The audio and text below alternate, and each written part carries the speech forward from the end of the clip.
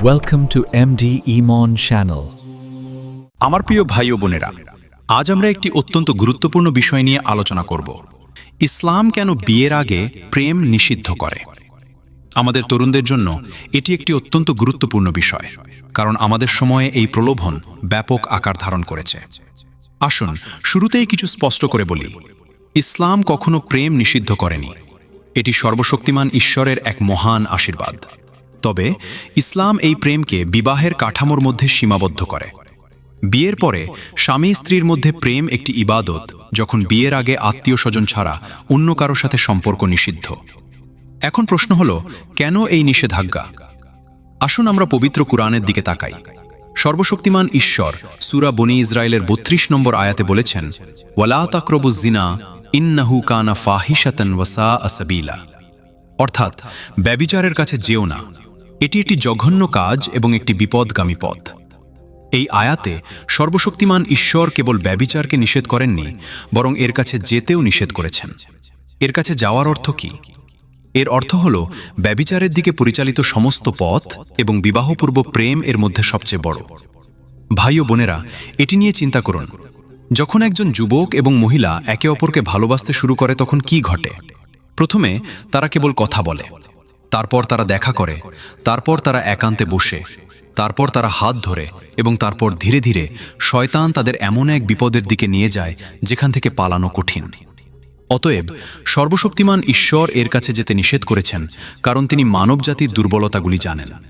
সূরা আন-নূরের ৩০ নম্বর আয়াতে সর্বশক্তিমান আল্লাহ বলেছেন, কুল্লিল মুমিনিনা ইয়াগুদ্দু মিন আবসারিহিম ওয়া ইয়াহফাদু ফুরুজাহুম। অর্থাৎ তিনি মুমিনদের তাদের দৃষ্টি নত রাখতে এবং তাদের সতীত্ব রক্ষা করতে আদেশ দেন। এবং ৩১ নম্বর আয়াতে মহিলাদের প্রতিও একই নির্দেশ দেওয়া হয়েছে। লক্ষ্য করুন যে সর্বশক্তিমান আল্লাহ প্রথমে দৃষ্টিপাত সম্পর্কে কথা বলেন এবং তারপর নিজের সতীত্ব রক্ষা করার কথা বলেন, কারণ সমস্ত পাপের সূত্রপাত হয় দৃষ্টিপাতের মাধ্যমে। যদি কারো দৃষ্টি রক্ষা না করা হয়, তাহলে আকর্ষণ শুরু হয়, তারপর প্রেম, তারপর ধ্বংস। এবার হাদিসটি দেখা যাক। সহিহ আল বুখারী এবং সহিহ মুসলিমে বর্ণিত আছে যে আল্লাহ রসুল সাল্লাল্লাহু আলাইহি ওয়াসাল্লাম বলেছেন, কুতেবা আলা ইবনি আদামা নাসিবুহু মিনাজ জিনা মুদরিক যালিকা লা মাহালা ফাল আইনানি জিনাহুমান নাদার ওয়াল উদুনানি জিনাহুমাল ইস্তিমা ওয়াল লিসানু জিনাহুল কালাম ওয়াল ইয়াদু জিনাহাল বাতশ ওয়াল রিজলু জিনাহাল খুতা। এর অর্থ হল, প্রতিটি মানুষের ভাগ্যে একটি নির্দিষ্ট পরিমাণ ব্যভিচারের নিয়তি রয়েছে, যার মধ্যে তারা অনিবার্যভাবে পড়বে। চোখের ব্যভিচার হলো দেখা, কানের ব্যভিচার হলো শোনা, জিহ্বার ব্যভিচার হলো কথা বলা, হাতের ব্যভিচার হলো স্পর্শ করা, এবং পায়ের ব্যভিচার হলো হাঁটা। আল্লাহর পবিত্রতা দেখুন, আল্লাহ রসুল সাল্লাল্লাহু আলাইহি ওয়াসাল্লাম কত স্পষ্টভাবে এটি ব্যাখ্যা করেছেন। যদি কোনো ছেলে কোনো মেয়ের দিকে তাকায়, তাহলে তা চোখের ব্যভিচার। যদি তারা ঘন্টার পর ঘন্টা ফোনে কথা বলে, তাহলে তা কান ও জিহ্বার ব্যভিচার। যদি তারা হাত ধরে, তাহলে তা হাতের ব্যভিচার। এবং যদি তারা মিলিত হয়, তাহলে তা পায়ের ব্যভিচার। তারা প্রতিটি পদক্ষেপে পাপ করে, এমনকি যদি তারা মনে করে যে তারা কেবল কথা বলছে। আর আরেকটি গুরুত্বপূর্ণ হাদিস, যা আল তিরমিজি কর্তৃক আল্লাহ রসুল সাল্লাল্লাহু আলাইহি ওয়াসাল্লাম থেকে বর্ণিত, লা ইয়াখলুয়ান্না রাজুলুন বিমরাআতিন ইল্লা কানা সালিতাহুমা শাইতান। অন্য কথায়, যখন একজন পুরুষ একান্তে একজন মহিলার সাথে দেখা করে, তখন শয়তান তৃতীয় পক্ষ। আমার ভাই ও বোনেরা, এই হাদিসটি মনোযোগ সহকারে চিন্তা করুন। যখন আপনি আপনার প্রিয়জনের সাথে একা বসেন, তখন শয়তান উপস্থিত থাকে। সে আপনাকে ফিস ফিস করে বলে, ধাপে ধাপে পাপের দিকে নিয়ে যায়। আপনি হয়তো বুঝতেও পারবেন না যে কখন একটি ছোট পাপ বড় পাপে পরিণত হয়। কেউ হয়তো বলতে পারে, আমরা ভালো উদ্দেশ্য নিয়ে প্রেম করি এবং আমরা বিয়ে করব, তাহলে সমস্যা কি? আমার প্রিয় ভাই ও বোনেরা, আমি এই প্রশ্নের উত্তর দেব। প্রথমত, ভালো উদ্দেশ্য পথকে জায়েজ করে না। চুরি করা এবং দরিদ্রদের দান করা দান নয়। একইভাবে, যদি সম্পর্ক নিষিদ্ধ হয় এবং আপনি বিয়ে করেন, তাহলে সেই শুরুটি আশীর্বাদপূর্ণ হয় না। দ্বিতীয়ত, আসুন বাস্তবতা বিবেচনা করি। পরিসংখ্যান ইঙ্গিত দেয় যে প্রেম দিয়ে শুরু হওয়া বেশিরভাগ সম্পর্ক বিবাহে শেষ হয় না, এবং বিবাহে শেষ হওয়া অনেক সম্পর্ক স্থায়ী হয় না।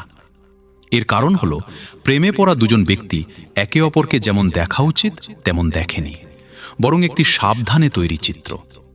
তৃতীয়ত, এবং সবচেয়ে গুরুত্বপূর্ণ বিষয় হল, প্রেমের পথে মেয়েরা সবচেয়ে বেশি কষ্ট পায়।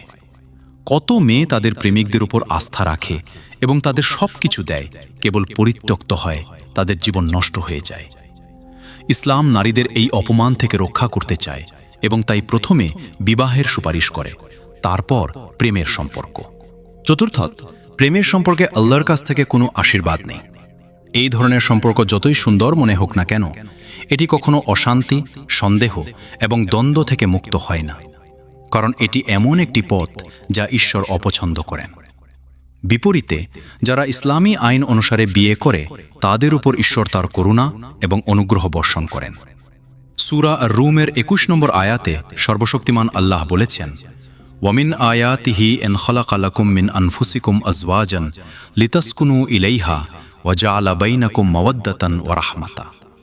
তার নিদর্শনাবলীর মধ্যে একটি হল, তিনি তোমাদের জন্য তোমাদের মধ্য থেকেই স্ত্রী সৃষ্টি করেছেন, যাতে তোমরা তাদের সাথে মিলিত হতে পারো, এবং তিনি তোমাদের মধ্যে স্নেহ ও করুণা স্থাপন করেছেন। দেখো, সর্বশক্তিমান আল্লাহ বলেছেন যে তিনি স্বামী স্ত্রীর মধ্যে স্নেহ দান করেন, এবং এই স্নেহ সৃষ্টি হয় না, বরং এটি তার পথ অনুসরণের মাধ্যমে ঈশ্বরের কাছ থেকে একটি উপহার। এখন প্রশ্ন হল, ইসলাম কি বিয়ের আগে কোনো মহিলাকে দেখা নিষিদ্ধ করে? না আমার ভাই, ইসলাম অযৌক্তিক কিছু বলেনি। ইসলাম বিবাহের পরে দম্পতিকে তাদের অভিভাবকের উপস্থিতিতে দেখা করার, কথা বলার এবং ধারণা বিনিময় করার অনুমতি দেয়, কিন্তু গোপনে নয়। মুসলিম তার সহিহ গ্রন্থে বর্ণনা করেছেন যে আল্লাহ রসুল সাল্লাল্লাহু আলাইহি ওয়াসাল্লাম বলেছেন, যদি তোমাদের কেউ কোনো মহিলাকে বিবাহের প্রস্তাব দেয়, তাহলে যদি সে সক্ষম হয়, তাহলে সে যেন তার দিকে তাকায়, কারণ এটি তাকে বিবাহের জন্য উৎসাহিত করে। দেখো, এটি একটি বৈধ উপায় যা অভিভাবকের উপস্থিতিতে বাগদান করা, গোপনে নয়। আমার প্রিয় ছোট্ট ভাইয়েরা, আমি জানি যে এই কথাগুলি তোমাদের জন্য কঠিন হতে পারে। আমাদের সমাজে আজ ভালোবাসাকে স্বাভাবিক বলে মনে করা হয়, আর যে ভালোবাসে না তাকে অজ্ঞ বলে মনে করা হয়। সকল সিনেমা এবং টেলিভিশন সিরিজে ভালোবাসাকে অতিরঞ্জিতভাবে চিত্রিত করা হয়, কিন্তু মনে রাখবেন, এটি শয়তানের তৈরি একটি ফাঁদ। তোমরা হয়তো ভাবো যে আমার ভালোবাসা অন্যদের থেকে আলাদা, আমরা একে অপরকে সত্যিকার অর্থে ভালোবাসি। কিন্তু আমার ভাই ও বোনেরা, যারা প্রেমে পড়ে তারা সবাই এইভাবে ভাবে, কিন্তু বাস্তবতা ভিন্ন। শয়তান তোমাদের ধাপে ধাপে বিপথে নিয়ে যায়। প্রথমে সে বলে, একটু কথা বলো। তারপর সে বলে, একটু দেখা করো। তারপর সে বলে, একটু সময়ের জন্য একে অপরের হাত ধরে রাখো। এবং এইভাবে সে তোমাদের এমন এক জায়গায় নিয়ে যায় যেখান থেকে আর কোনো প্রত্যাবর্তন নেই। আর সবচেয়ে ভয়াবহ বিষয় হল, এই পাপ এই জীবনে শেষ হয় না, বরং পরকালে তোমাদের এর জন্য জবাবদিহি করতে হবে। যেদিন কেউ অন্যকে সাহায্য করতে পারবে না, এবং সেই দিন প্রতিটি আত্মা সাক্ষ্য দেবে। সর্বশক্তিমান আল্লাহ সূরা ইয়াসিনের ৬৫ নম্বর আয়াতে বলেছেন, আল-ইয়াওমা নাখতিমু আলা আফওয়াহিহিম ওয়া তুকাল্লিমুনা আইদিহিম ওয়া তাশহাদু আরজুলুহুম বিমা কানু ইয়াকসিবুন। অর্থাৎ, আজ আমি তাদের মুখ বন্ধ করে দেব, এবং তাদের হাত ও পা তাদের কৃতকর্মের সাক্ষ্য দেবে।